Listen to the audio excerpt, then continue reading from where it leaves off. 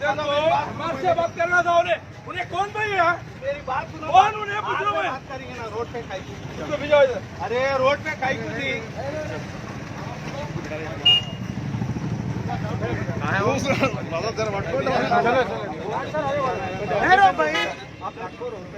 औरत जात के साथ